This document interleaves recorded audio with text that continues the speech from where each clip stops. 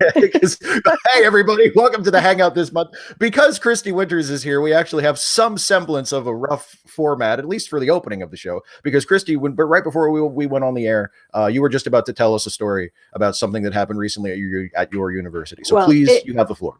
Yeah, it wasn't recently, but context for the audience. We were talking about the situation in the White House press room, where there's an introduction that had been floated. I don't know if it's gone through yet, but one question per reporter policy, because the Trump administration doesn't like the press. And we were thinking of ways that they could organize to undermine this.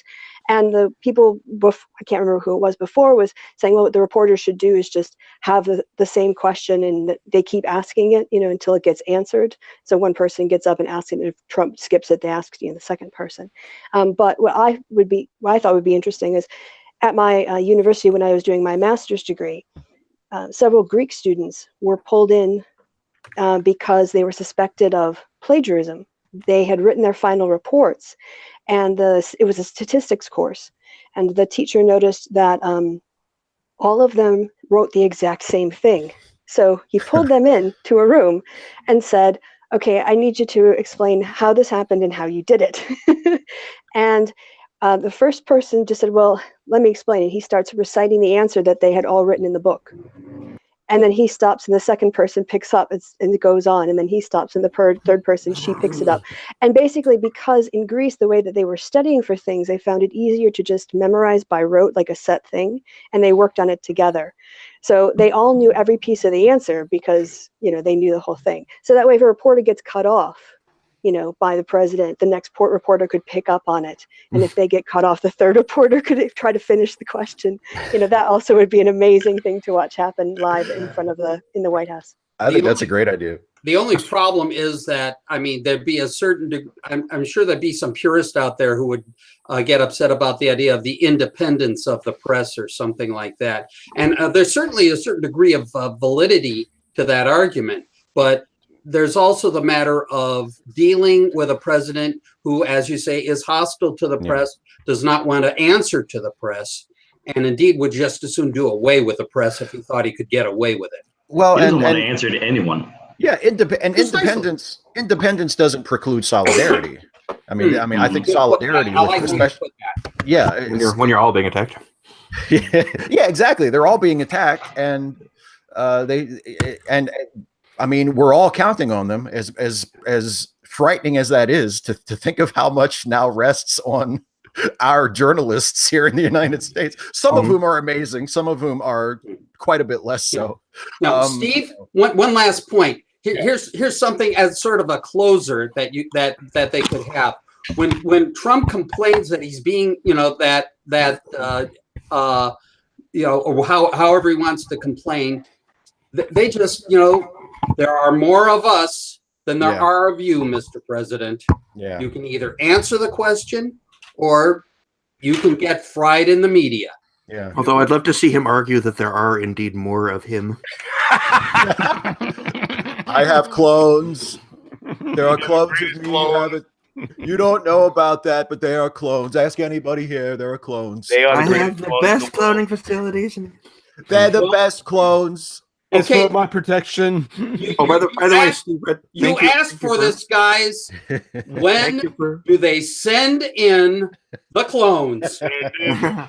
But bump.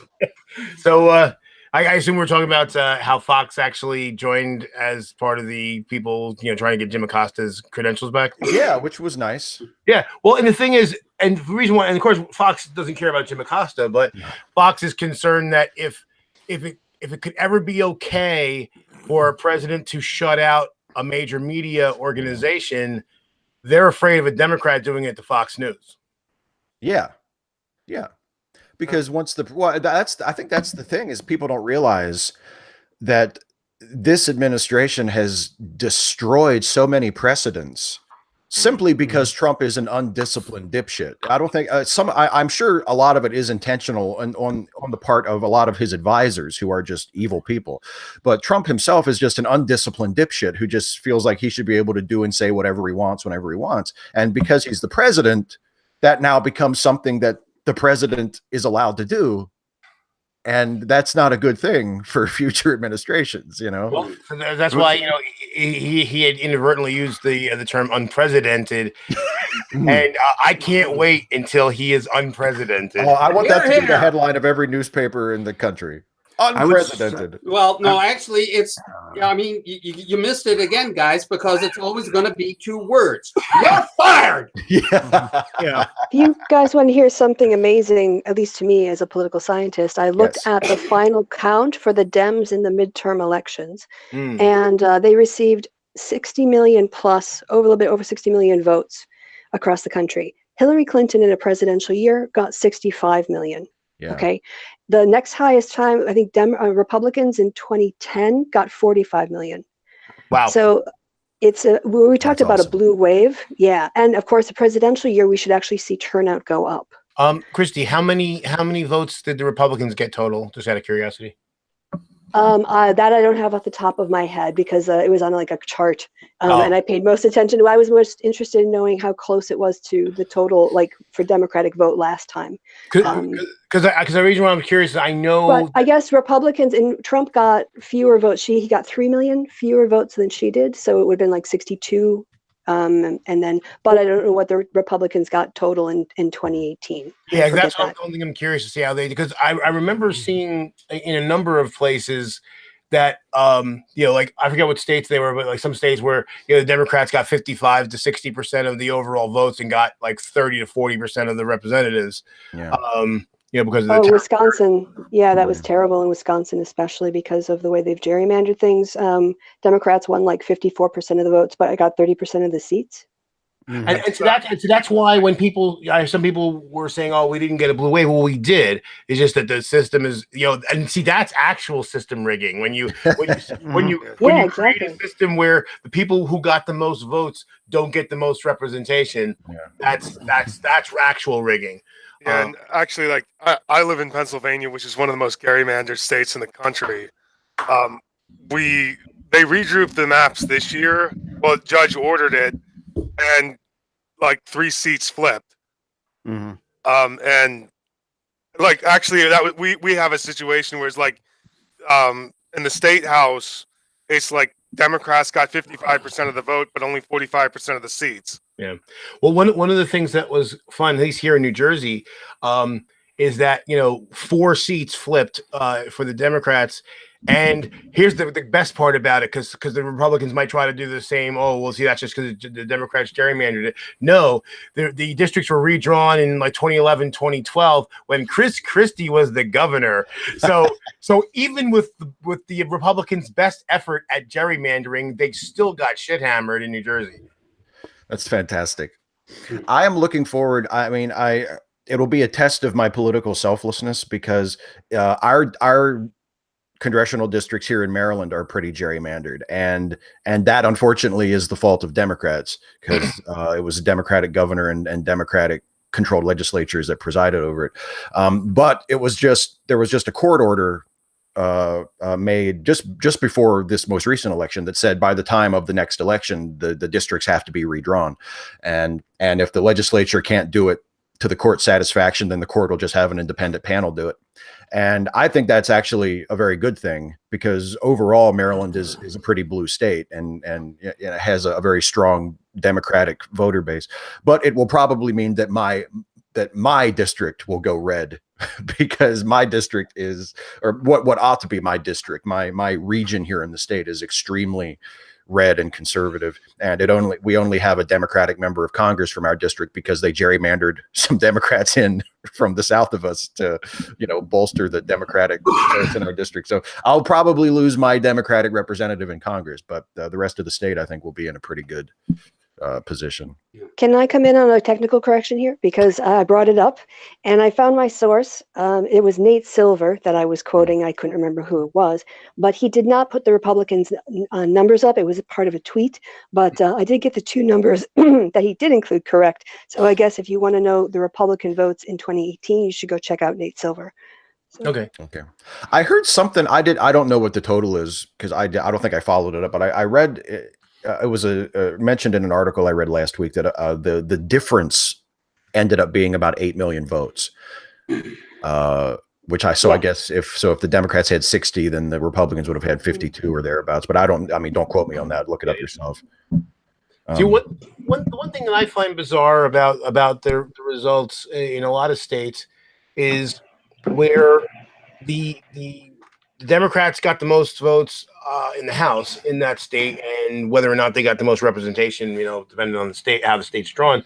But gerrymandering doesn't affect the Senate. Because it's a statewide election for Senate, and so it's bizarre seeing in some of those cases where we didn't get, we might have got the House seats in that state, but we didn't get the Senate.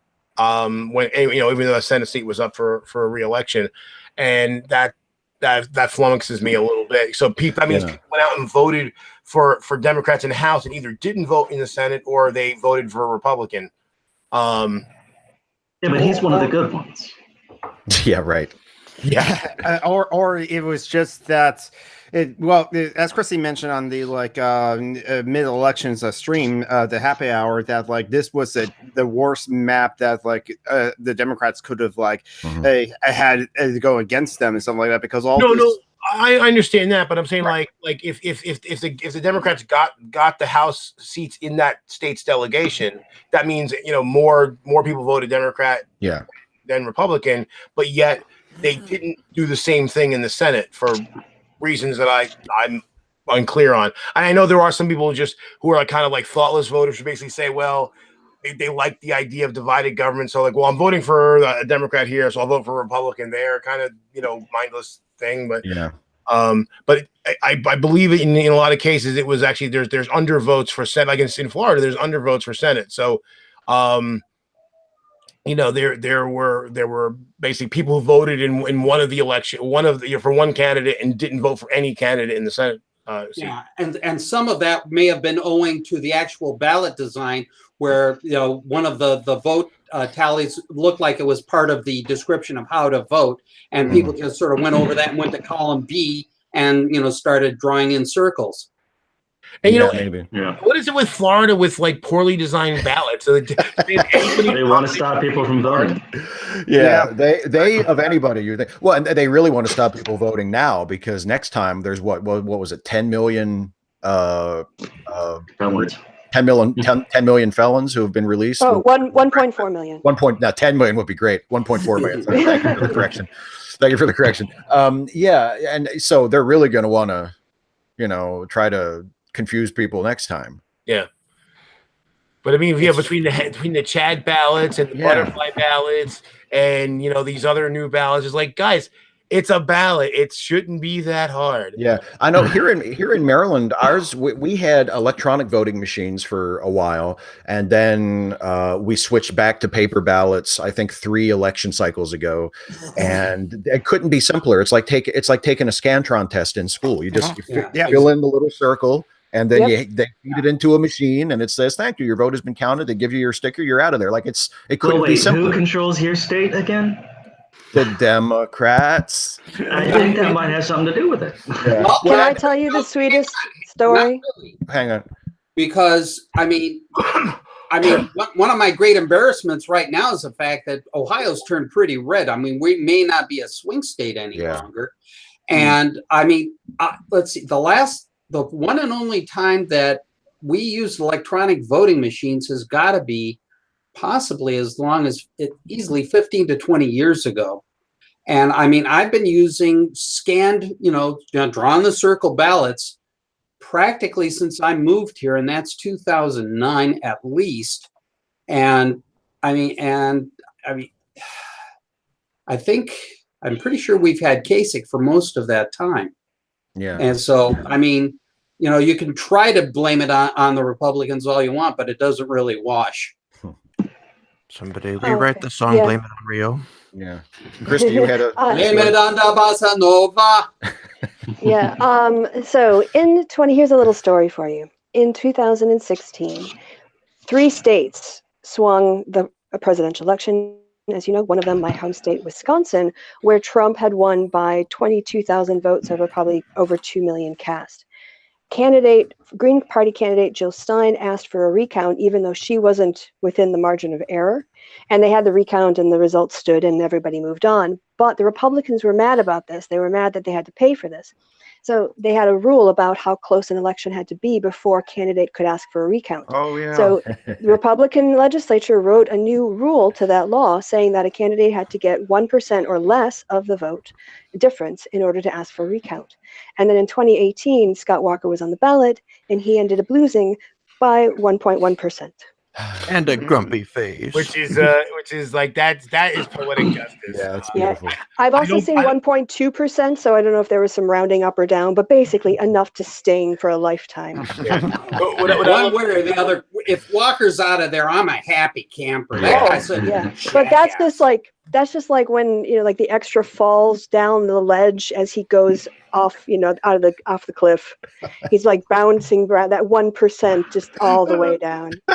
Yeah, what's I mean, I love when they do themselves in and then and they can't complain. What are they going to say? This rule, well, although when Clinton was president, before he got reelected, they passed a line item veto because they thought they were going to beat him in '96, and then when they didn't, one of the authors of the bill challenged it in court as unconstitutional. A bill he wrote. We didn't pass that bill for you.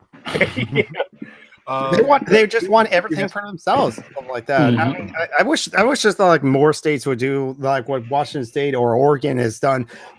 Excuse me, but maybe we can achieve this in ballot measures or something like that, because that seems to like.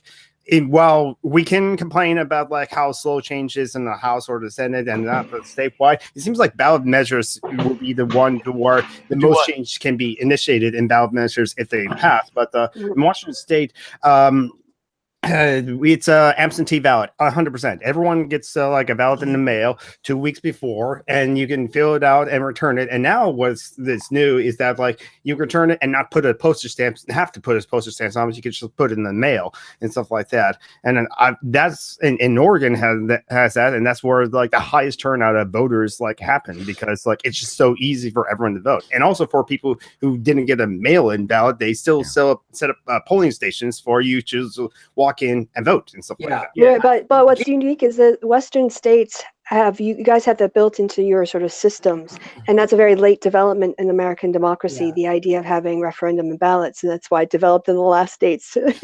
Become they also happen to be very blue. If you can implement something like that in Alabama or Mississippi or any seriously red state, boy, you get a tip of my chapeau in a hurry. Well, one thing that I think you're probably the best. You're probably not going to get it in places like that, but if you can get it even in the purple states, that will help. That will help. And the other thing too, what Maine did, which worked very well, the ranked choice voting. Although I thought about it earlier this morning, we shouldn't call it ranked choice voting.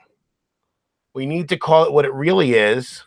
Instant runoff. Yeah. Because see, right now the Republicans in Maine are trying to challenge it because they're saying, oh well, because but the thing is, runoff elections are normal. There's lots of states that have runoff elections. So if they want to challenge the constitutionality, if you basically frame it as instant runoff, then they can't. They have no leg to stand on, because otherwise, unless they want to challenge the whole concept of having to have a majority instead of a plurality and having a runoff election. So we're having a runoff election. We're just not doing that another day. We're just building it into the system. I'll tell you what, Joe, that there's good news and bad news as it comes to that. The bad news, I think, is in that it's going to take some education to teach people how to do that properly and not end up issuing invalid, ballots where you have, first choice, down the row or whatever have you. But the good news, I think, is if you do have a need for a runoff, you wind up spending way less money because you have one election and not one election plus a runoff election, because those things cost money. Absolutely. Here's one thing I am curious about, though. Speaking of absentee ballots, that some random geek brought up. I definitely think anything that makes it easier for people is a good thing. So I'm not opposing his idea. The only thing that I'm curious of is in New Jersey, what happens? They don't send us an absentee ballot, but they send us what the ballot. Sorry, I'm sorry. Someone's handling their mic or something, and Chris, I can't. I'm sorry. Okay. they basically send you out a copy of what the voting ballot's going to look like, and what the ballot measures are and all that, and then you can send it back and get an absentee ballot. Now, so the thing is, I know there's lots of states where they're putting up barriers to going to physically vote by closing polling stations and ID and all this kind of stuff. But I guess the question is, how hard are there any states where it's particularly hard to get an absentee ballot? Because I'm increasingly, again, I'm totally like, yes, make it easier, but I'm getting tired of the excuse of, well, it's hard to vote. Well, I mean, I guess if you're in a state where it's actually physically difficult to get a hold of an absentee ballot, then yeah, I'll agree with that.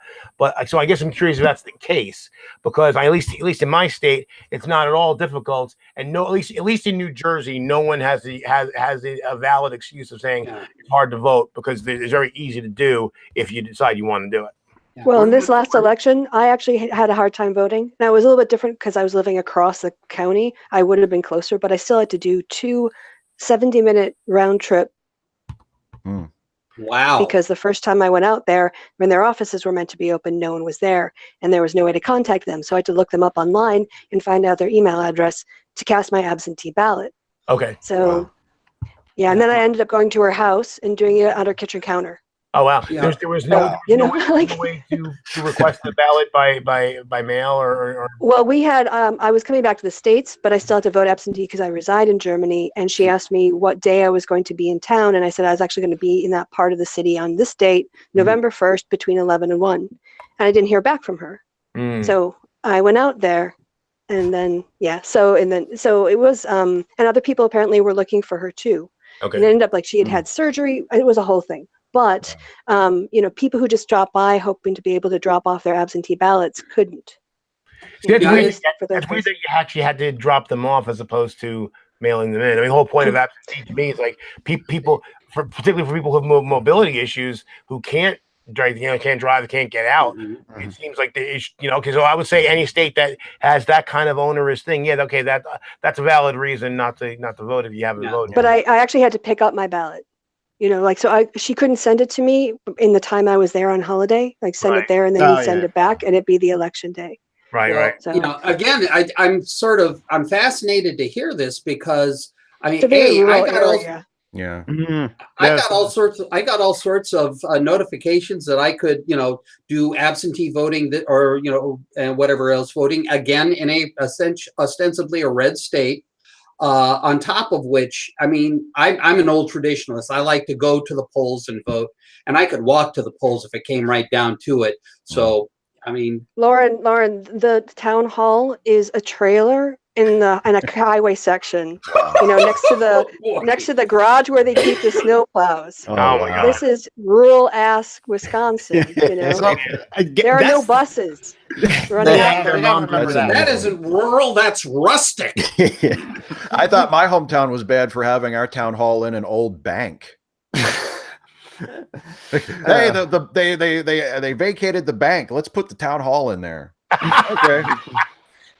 That's what they did in Hartsville a few years back. Oh yeah, I guess that's a popular thing. Somebody clarify about absentee ballots. Isn't there a special case that they start counting them? Is it if the number of absentee ballots will make an effect on the? Otherwise, they don't count them. I think that so. I think that depends on the state. That's the case. Yeah, this case in a lot of states. There are some states it's like some of those Western states where lots of people do it, where they just start counting them right away. But yes, I think in New Jersey, that happened in what's Andy Kim's district? What number was that, Susie? Third.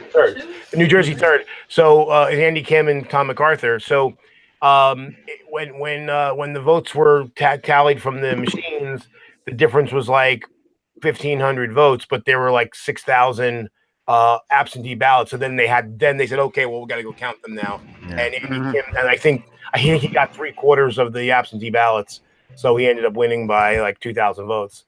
I think a lot of states also like, well, hey, these are votes and they're absentee, so they'll start counting them early, which is why I try to like turn in my absentee ballot early as possible. But like I said, like been brought up, I live in a western, very very blue state. Yeah. Yeah, I would say also, Lauren. I know you were saying that. Well, you're in a red state, so you can't play. But the thing is, Ohio has been a purple state on and off, and it's even been a blue state at times. So it's not going down the hard red road, but it didn't start there. So I think that's maybe why it's not quite so. Well, I hope to recover it at one point or another, but I'll tell you what, you should have seen our down ballot stuff. Just, Secretary of State, Treasurer, that the whole thing went red. Never mind the fact that we put, not Kasich, but DeWine in the front seat instead of, Cordray. And DeWine just bothers the hell out of me. This is the same guy who a couple of years ago decided he was going to give $300,000 to Athletes in America. What's wrong with Athletes in America? It's a Christian proselytizing group. Whoops. And I mean, the guys with Northern Ohio Free Thought Society climbed all over him about it. I've yet to hear a resolution about it too. So, I mean, DeWine is no friend of mine. I can tell you that right now. Wow. No, he was a shitheel when he was in the Senate. Yeah. No shit. That reminds me of when we were in high school. We had the Fellowship of Christian Athletes, and they insisted that in order to join, you didn't have to be a Christian or an athlete, which struck me as a little odd at the time. Yeah, we just want bodies. Well, I would be tempted to join just to see how they treated me. I know. Hey, I qualified. I wasn't a Christian or an athlete. I'll join. Just like that picture, I forget what state it was in. It might have been Michigan, where all the kids on they were graduating and they were doing like the Hitler salute. Oh, they all did the Sig Heil, yeah. Yeah, and which they're not going to get punished. Yeah, they're not going to get punished. Not going to get punished because of free speech. So I'm tempted. If I had a kid in that school system and that kid felt the same way about Trump that I did, I wouldn't force anything on them. But if they did, I would say I would buy them a "fuck Trump" shirt and send them to school, and see if they get sanctioned or not. Because if they do, I'd be like, well, what about free speech, huh? Right. No. Naughty language is bad. See if you Sig Heils is not bad because Jews. See if whereupon you make the shirt truck thump. Truck thump. Yeah, that will work. That will work. See if you can get away with giving the middle finger, because you couldn't do that when I was in school. They wouldn't let you give the middle finger in a class photo. So I guess this is more offensive than a Nazi salute. That's right, Steve. There's historical precedent. If you remember what happened with the Pueblo in North Korea. I do not. I do not. They were supposedly taking portraits of the guys, and the guys would be sitting like this, and then would time to snap the. What happened was because they were forced to read statements saying that they were, that they were being used for, for this, that, and the other thing by the Americans, and that they loved the Koreans and they were being treated well, and so they kept giving middle fingers and stuff like that to let everybody know, no, this is bullshit. We're under duress. Don't believe it. Yeah, there was a marvelous docudrama about that I think Hal Holbrook was in, and I remember it vividly. It was a terrific piece too. Yeah. And of course, they ended up taking it on the chin when the North Koreans finally found out what this meant. But I mean, the thing is, they still managed to slip one in under the radar, and it was. I mean, isn't that what we do?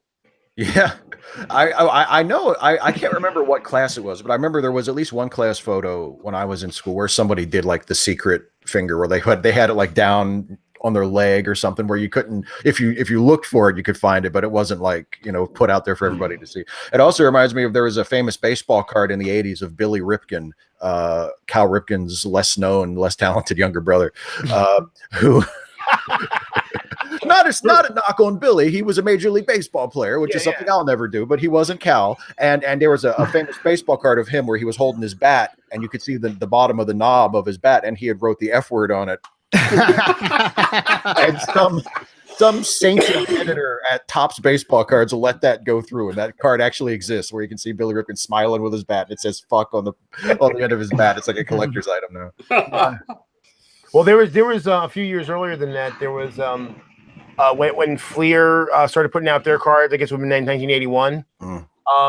There was one of the artists who was involved with setting up the artwork and the cards and all that. He was apparently told he was getting laid off, but they didn't kick him out of the building right away. So he went around and there was 7 cards where either on the front of the card or the back of the card he drew in a middle finger. And they released the first printing went out like that. Yeah. And so they were called the Fleer error cards. And there were some that were just legitimate errors, but there was a bunch with the middle finger. And there was 7 of them, so they were worth a pretty penny because there was only one printing made. So it was only probably a few thousand of each.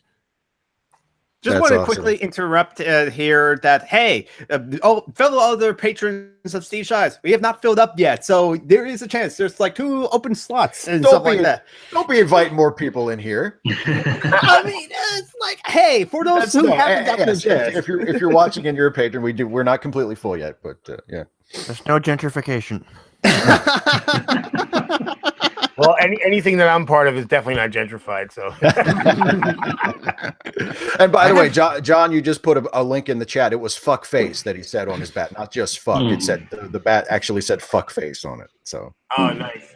Yeah, it's important that he knew which one was his. Where's my bat? It's the one that says "fuck face." I'm sure that's what happened in the dugout. I'm sure that's what happened in the dugout. It's my bat. It's my lucky bat. The bat boy probably wrote that. This is fuck face's bat.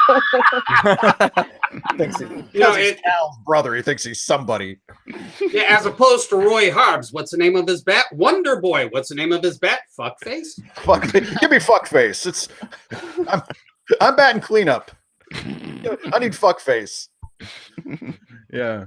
By the way, Lauren. Series of Batman. You remember that series of Batman comics where Robin, with no explanation, just disappeared, and in his place was just a bat boy who was just a bat boy?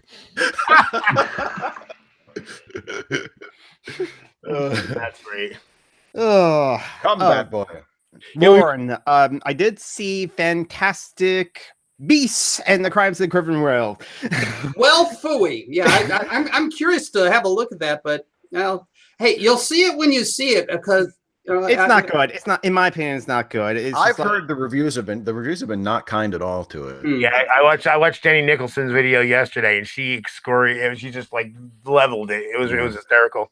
I mean, it kind of reminded that I did like the first movie because it was Doctor Who as a Pokemon trainer, and I think that's actually awesome when you like that. But yet, when I think about it more, it's do I actually care about the actual plots of it?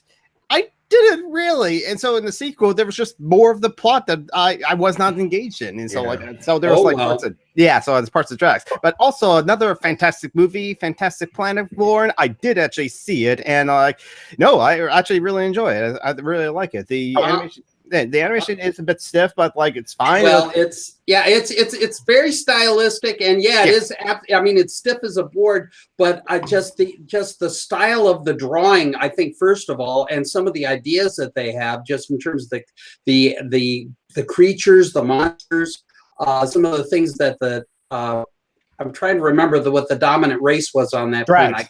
The drags, yes, and some of the things that they go through. I thought it was just fascinating. I thought it was very imaginative and just not what you see every day.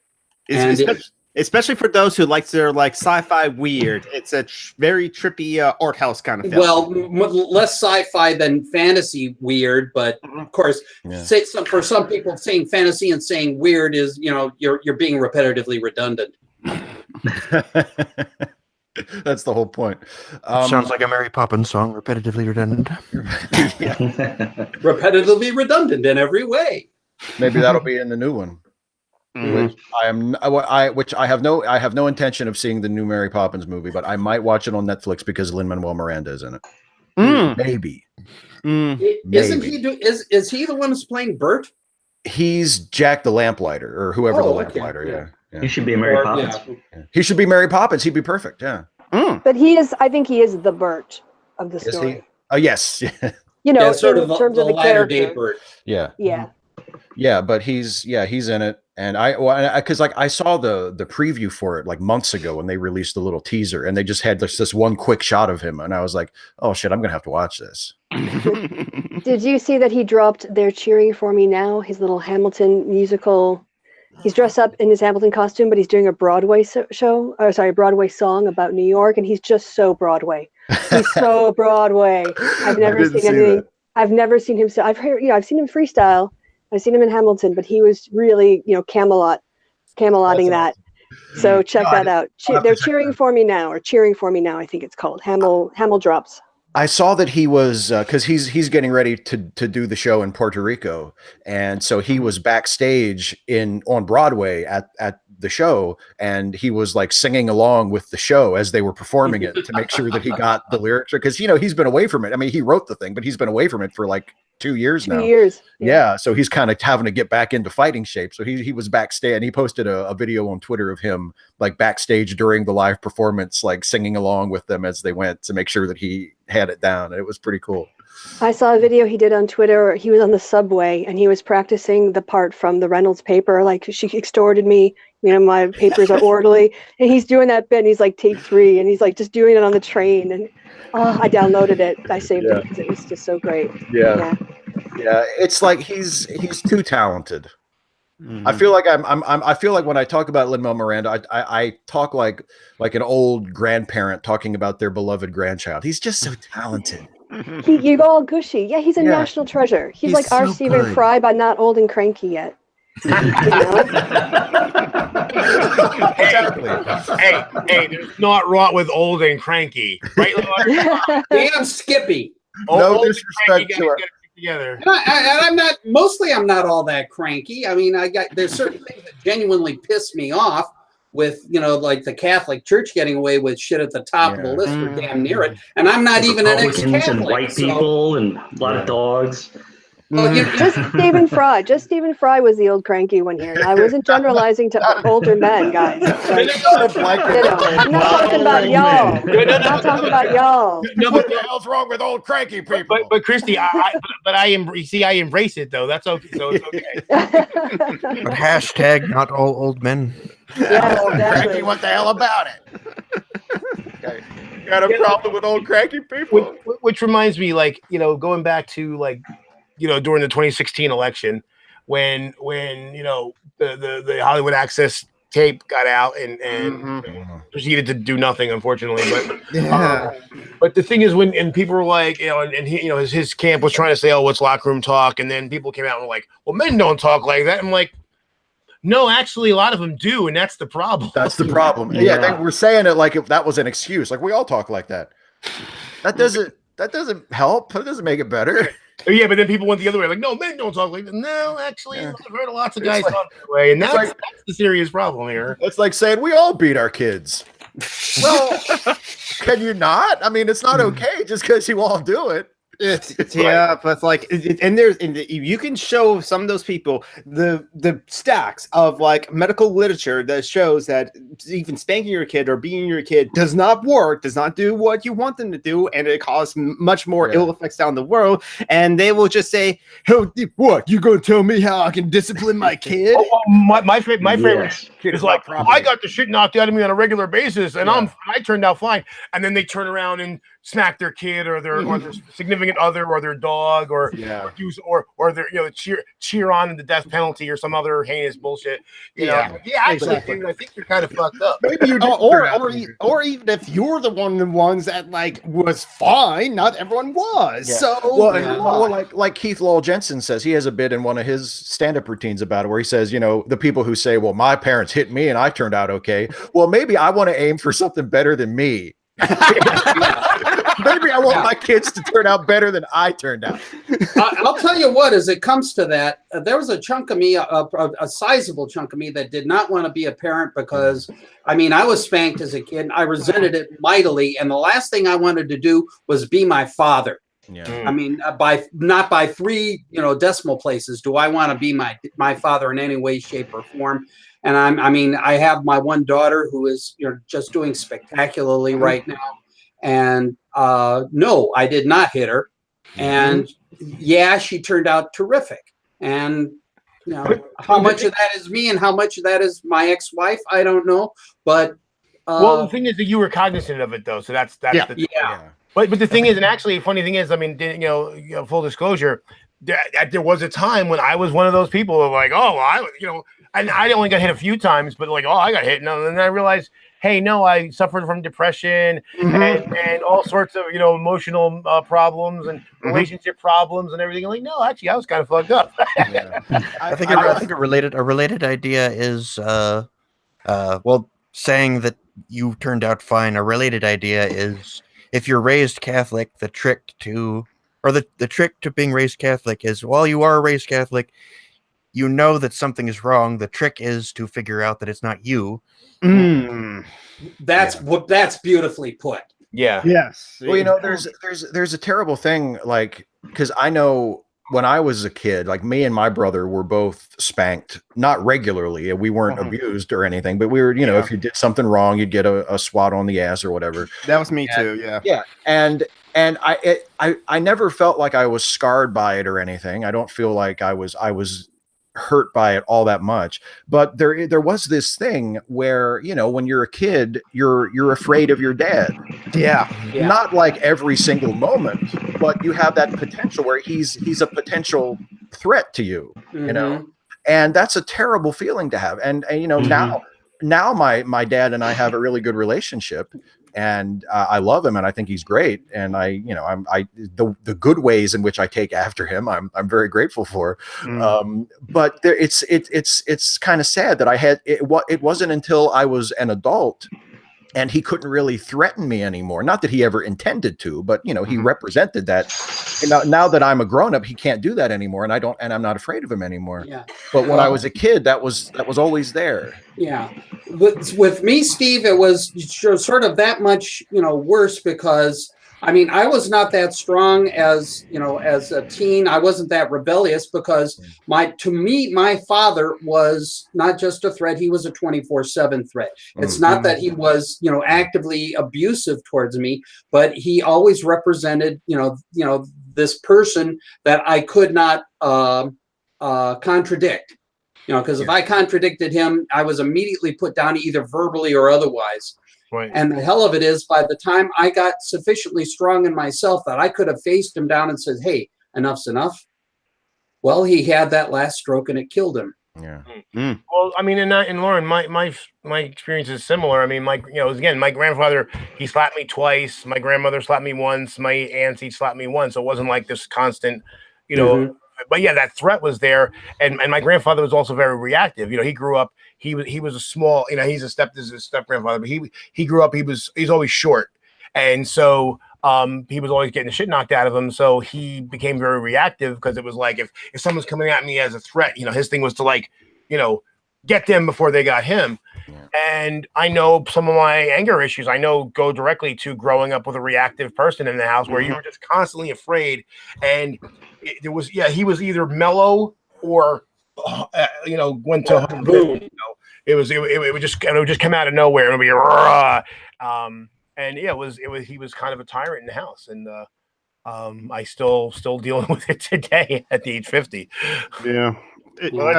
I can speak for myself as well as that, like, for me and my brothers, it's like we were spanked, but that was about it. And it was a conscious effort by my father because he always used his hands, because if he knows that like his hands are stinging, he's hitting too hard, because his stepfather did not use his hands.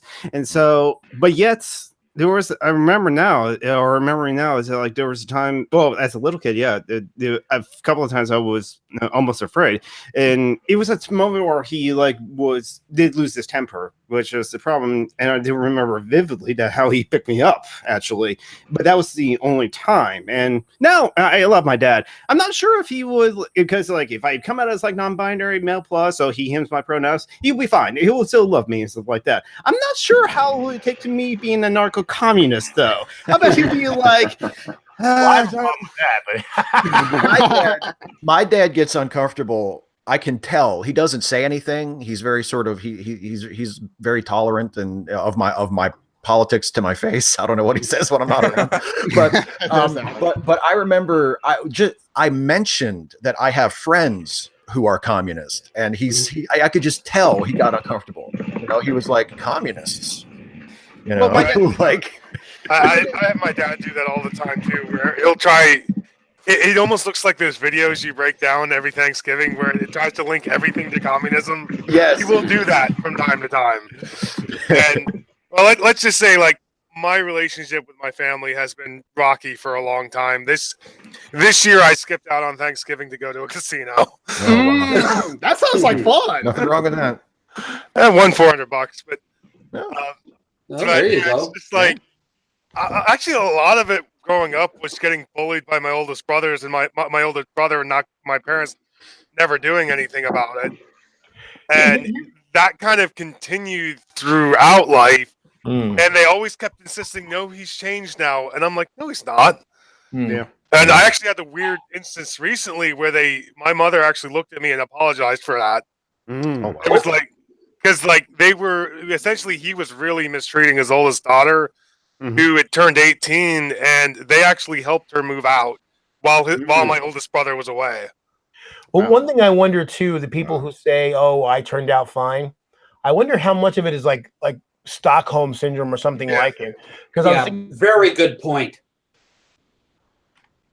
My mom stopped spanking me, she says, because I would just take my lumps. Like I would be playing, and she would essentially I would come over. Okay, it's punishment time, and then I would just go on as if nothing happened. yeah. So it didn't work. That's I've done naughty, have I? And now it's time to take my lumps, as it were. Very well. Well, see, The interesting thing in terms of my family, and especially Hey, sorry guys, I'm gonna have to dip out because I've got to do my hangout. But it was good to chat with you all, and I'll see some of you later. All right, everybody, go watch Christy's hangout when this one's over. Yeah, 5 minutes after. Yeah. You get the fashion show there as well. Anyhow, the thing that my mom never really got a handle on was the fact that, she loved my father. Big surprise there. Yeah.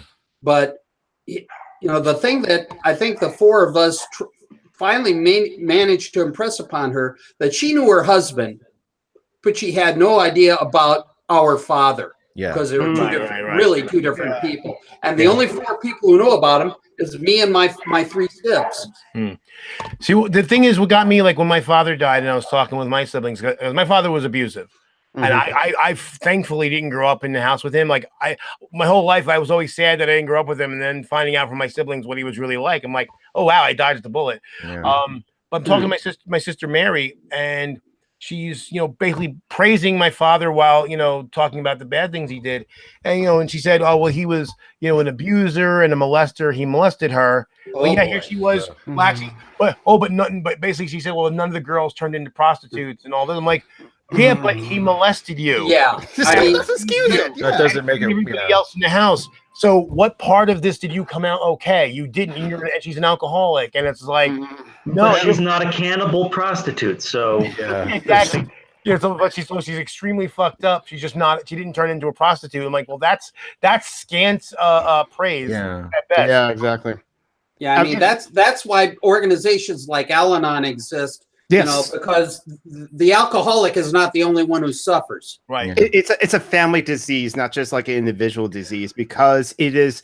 I listened to Dr. Drew a lot, so I kind of know this almost secondhand. Whereas it's the childhood trauma, the untreated childhood trauma, that is the rocket fuel for the genetics. Because genes are not destiny, but even if you had it, doesn't mean that the genes get activated or something like that. But it's usually untreated childhood trauma that it feeds the substance abuse and the alcoholism and addiction, from what I've heard and stuff like that. Well, and there's a reason, I think, and I say this full disclosure, someone who has never had to seek treatment or therapy for anything like this. So I'm speaking as a complete outsider, so take it with a grain of salt. But I think there's a reason why the first step in most forms of treatment, for whether it's a treatment for trauma or addiction or whatever, is to admit that there's a problem, because that's so hard to do, because we have this instinct, a lot of us, and I have this too, to just rationalize everything and Yeah.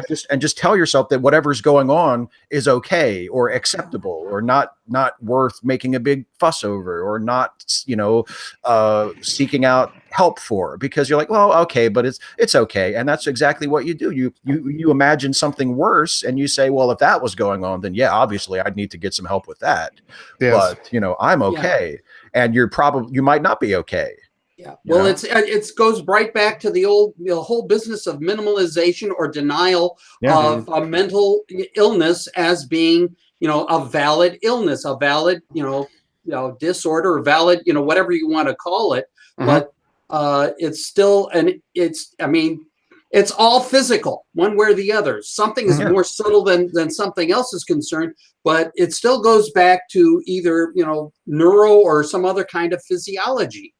And we can't just, it's like dividing it up, people, black, white, yellow, red, whatever have you. We're all Africans, people. It's all physical. Yeah. And people shouldn't be made to feel bad for having an illness and needing to be treated for it. Like there shouldn't be any shame in it. Yeah. I can tell you can feel that way with other types of disabilities as well. Like I live with a severe hearing impairment. And it took me a long time to actually embrace that it was a disability. But it absolutely is. Like there are a lot of jobs I cannot apply for. And I recently went to a job placement agency that specialized in helping people with disabilities. And that was like, I was finally at that moment where like, yeah, this is a disability. It hampers my life severely. Well, and that's one thing I think that's important, what you just said, because we basically, unfortunately, because we do discriminate against people with disabilities, I've seen a push in recent days to try to pretend that disabilities aren't disabilities, and it's well intentioned. It's like, hey, they want to stop the discrimination, but pretending that a disability isn't a disability doesn't help the disabled. We're just kind of dealing with our own discomfort. So instead of saying, hey, look, we shouldn't judge people, we shouldn't discriminate against people with disabilities, we should be as helpful and as open as we possibly can. And to incorporate them in society as best as they're able to, as much as they want to. And that's the right thing to do, not to pretend that a disability. Because I actually heard somebody tell me that, like, I even used the word disability. I'm like, well, and he said that saying something was a disability was ableist. I'm like, do you understand that you can't have ableism unless there's disability? The whole point of ableism is when an ableist says, I'm a better person, or I'm a superior person, or that person's inferior because of their disability. Like, that's what you have to stop. Yeah, and you don't hire a hearing disabled person to evaluate audiophile gear. I mean, hello. Well, exactly. And the thing is that and denying disability in a way, that to me is the actual ableism. It's kind of like people who are colorblind. I don't see color. Well, basically, exactly. Basically, it's apologetic for racism. It's basically covered for racism. No, if I can use my own example, I'm on the autism spectrum, and I wasn't diagnosed until I was late 20s, and before that, I had just thought that I was a weirdo and felt really down on myself, and I developed a lot of sophisticated affectations to try to make my outside match my inside. It was really helpful to learn that I was autistic. But as soon as I did, I had to develop a whole new protocol for letting people know. And in the beginning, what I usually got was, "Oh, I think you're doing fine," which was kind of invalidating. Sorry, go ahead. Oh, yeah. Essentially, it's just like I don't know when I'm not smiling, and people will think that I look irritated when I'm not. I'm happy. I wanted to laugh at your joke, but my face isn't doing what my brain is, and it doesn't occur to me that you can't read my brain, etc. You just have to learn to read me. That's all that I have to tell people. Yeah. See, now Chris has learned that he's a wonderful and terrific weirdo. Yeah. Hey, nothing wrong with being weird. Hey, I'm fucking weird. I mean, I am the guy wearing a Boba Fett fez, wearing a t-shirt saying advocates for the corrupt ideas of the postmodern neo-Marxists. And so, wow.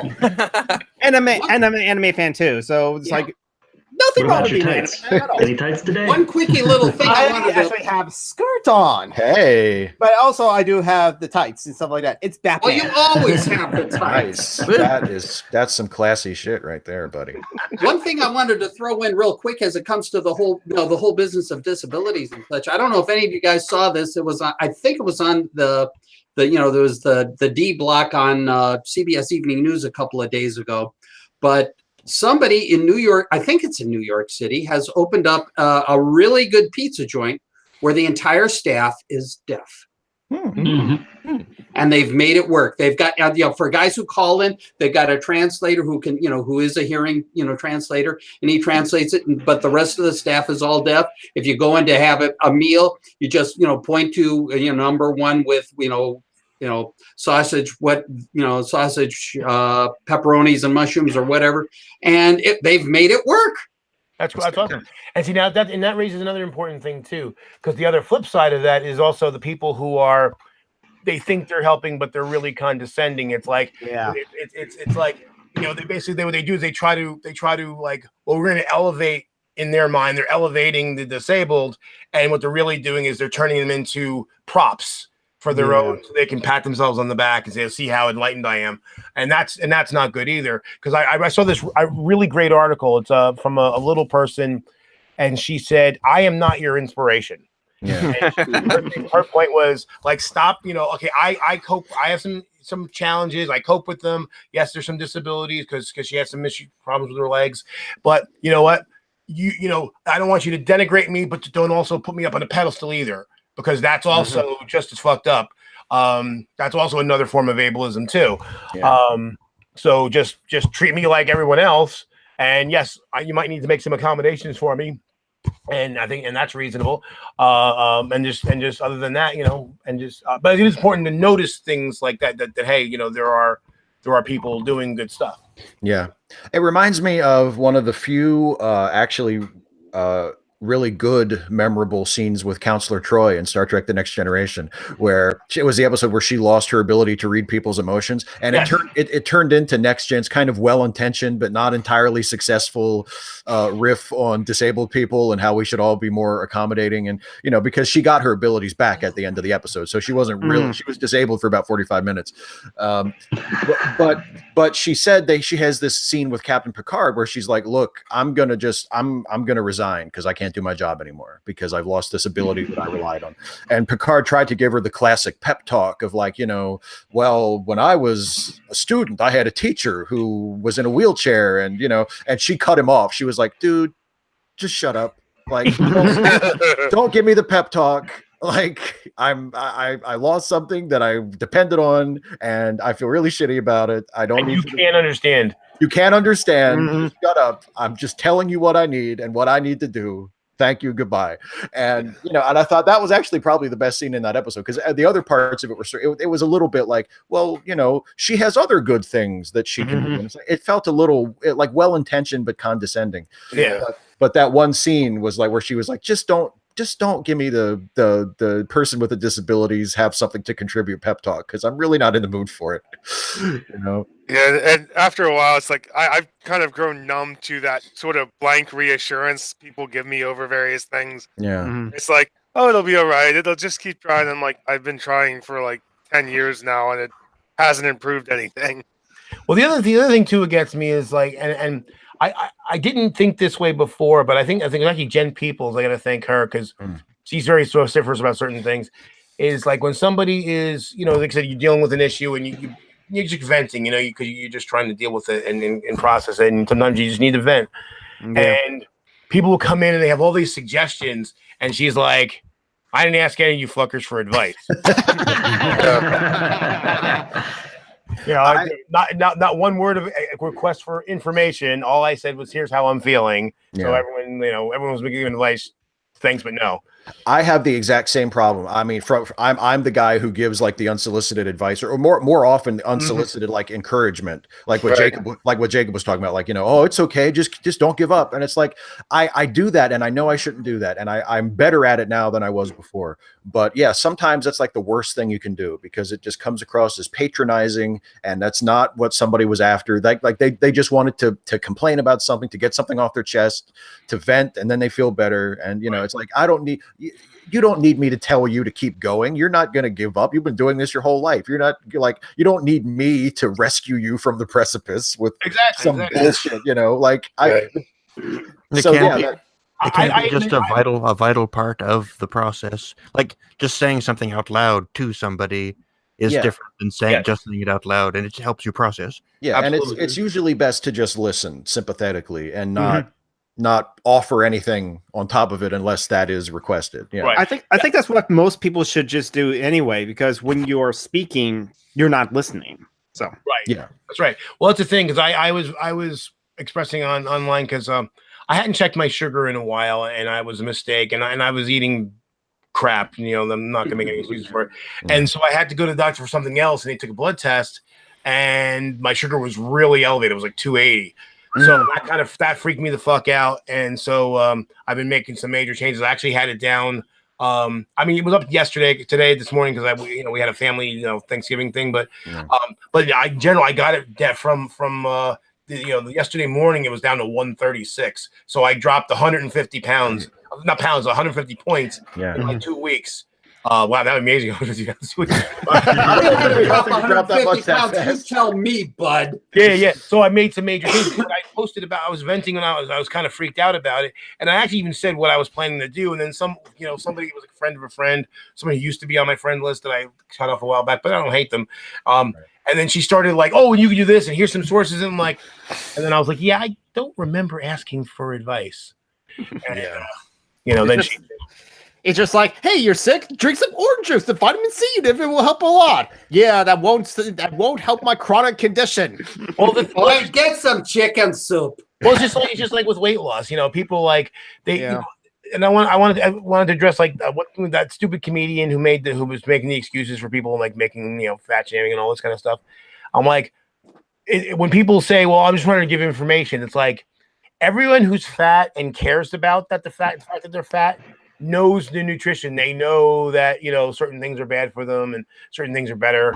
It's not a matter of knowledge; it's a matter of having some issue. Like Meg was saying before about my emotional problems. Like for me, food's an emotional crutch, and that's something very hard to change. So yeah, it's not that I don't know that certain things are bad for me, or eating too much is bad for me. So it's really condescending when you say, "Oh well, just eat less."